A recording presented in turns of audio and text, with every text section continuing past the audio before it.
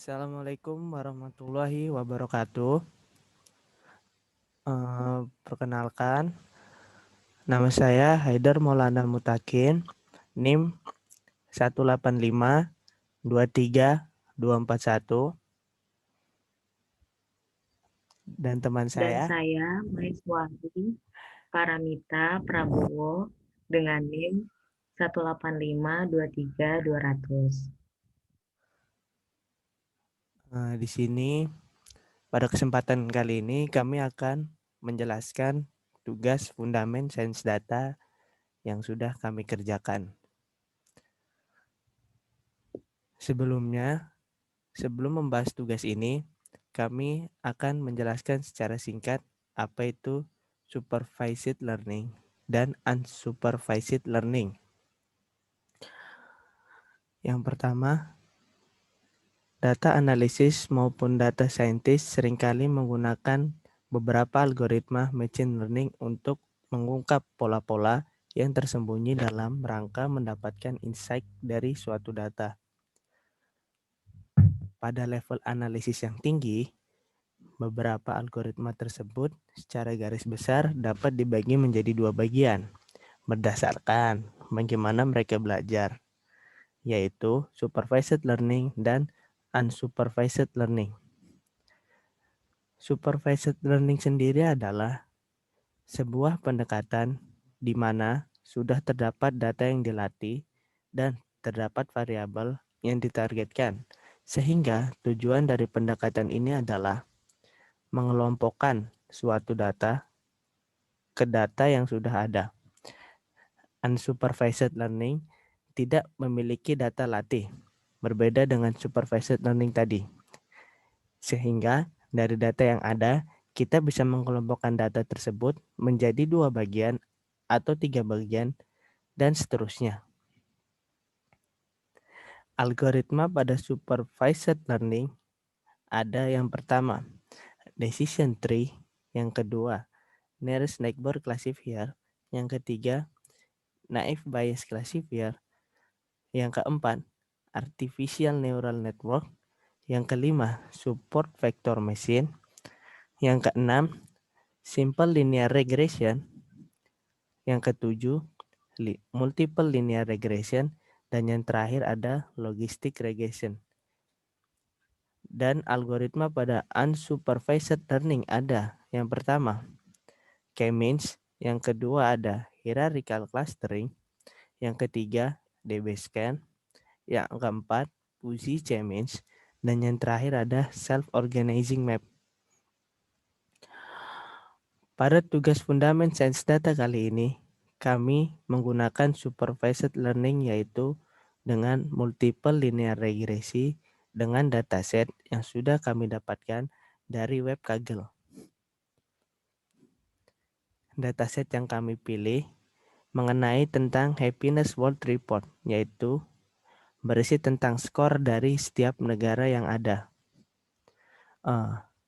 Kami menggunakan multiple regresi karena memudahkan kita dalam menganalisis dataset yang kami pilih yang merupakan data kontinu. Multiple linear regression sendiri diperkenalkan oleh Pearson pada tahun 1908. Multiple linear regression sendiri digunakan untuk mengetahui besarnya proporsi dari suatu variabel yang kontinu dan yang berhubungan atau juga dijelaskan oleh dua atau lebih variabel. Terdapat dua jenis variabel pada multiple linear regresi, yaitu variabel kriteria dan yang kedua adalah variabel prediktor. Syarat-syarat yang baik dari prediktor adalah berkorelasi tinggi dengan DV dan yang kedua tidak berkorelasi dengan sesama DV. Selanjutnya, langkah pertama menginstal package. Langkah pertama yang kami lakukan adalah Langkah pertama yang kami lakukan adalah menginstal package Caret terlebih dahulu. Setelah itu, kami memasukkan dataset yang sudah di-download sebelumnya ke dalam AppScript. Bisa dilihat, ini merupakan codingan atau perintah untuk memasukkan dataset ke dalam Xscript. Setelah itu, kami menghapus kolom yang memiliki data bukan numerik ataupun yang tidak dibutuhkan. Kolom yang kami hapus ini adalah kolom overall rank dan country or region. Bisa dituliskan seperti ini. Lalu, langkah selanjutnya kami melakukan visualisasi data. Di bawah ini merupakan visualisasi data yang menggambarkan hubungan tiap fitur dengan target variabelnya. Yang pertama ada GDP per kapita dengan skor, di mana kita menggunakan package ggplot, yaitu kita membaca terlebih dahulu ggplot, lalu di sini kita mengambil data set GDP per kapita untuk sumbu X-nya dan data set skor untuk sumbu Y. Dan pada visualisasi data ini, kami menggunakan warna merah untuk memvisualisasikan data ini. Lalu, GG title ini sebuah sintaks untuk judul dari visualisasi data ini, yaitu skor versus GDP per kapita dataset. Lalu, yang kedua, ada social support dengan skor. Sama seperti sebelumnya, menggunakan ggplot, tetapi di sini sumbu X-nya adalah social support dan sumbu Y-nya adalah skor. GG title-nya pun skor versus social support yang merupakan judul dari visualisasi data ini. Lalu yang ketiga ada healthy life expectancy dengan skor.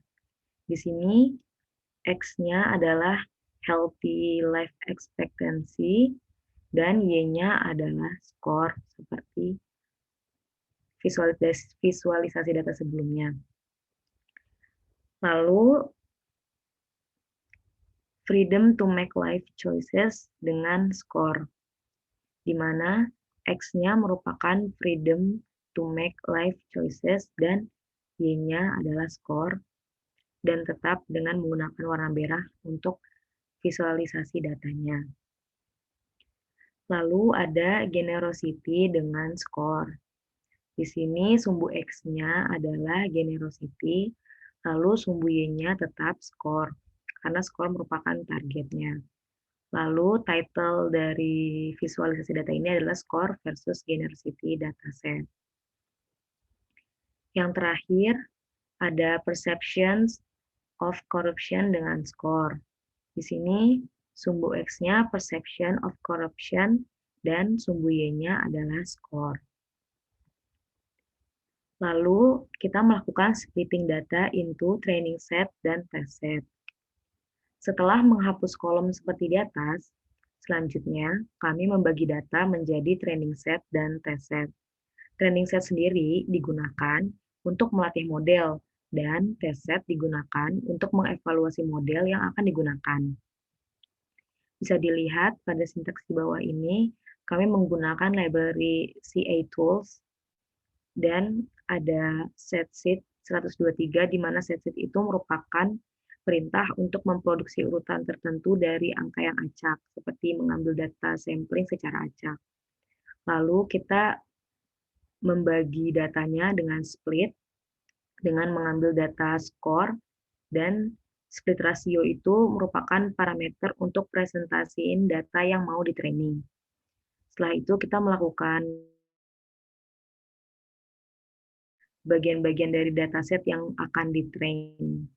Lalu ada test set dengan subset dataset dan split sama dengan false. Head training set itu menampilkan beberapa baris pertama pada data training set yang sudah kita tuliskan sebelumnya. Lalu ada head test underscore set juga, itu untuk menampilkan beberapa baris pertama dari data test set. Setelah melakukan splitting, kita melakukan fitting multiple linear regression to the training set. Jadi kita melakukan model yang akan digunakan. Di sini kita menggunakan multiple regression. kita menggunakan formula, yaitu suatu kombinasi linear dari dependent variable atau DV dengan independent variable atau IV-nya. Dalam kasus ini, DV-nya itu variabel-variabel yang banyak dan IV-nya itu skor. Lalu, di sini ada head regressor untuk menampilkan data dari regresor. Setelah itu, kita melakukan predicting the task set result yang dituliskan dengan sintaks seperti di bawah ini.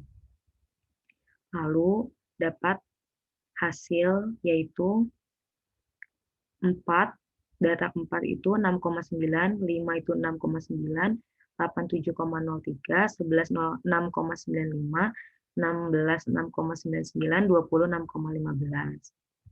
Nah, data ini nanti akan dihitung selisihnya dengan yang ada pada test set. Kami menghitungnya dengan cara seperti sintaks ini, yaitu mean summary regressor residual pangkat 2. Di sini mean itu merupakan rata-rata dari selisih data-data yang dihasilkan di predicting result ini. Lalu dengan melakukan pemodelan ini, jadi kita dapat melihat nilai error seperti di atas. Karena data kita bersifat kontinu, jadi kita melihat nilai-nilai yang error. Sekian presentasi dari kelompok kami. Kurang lebihnya mohon maaf. Wassalamualaikum warahmatullahi wabarakatuh.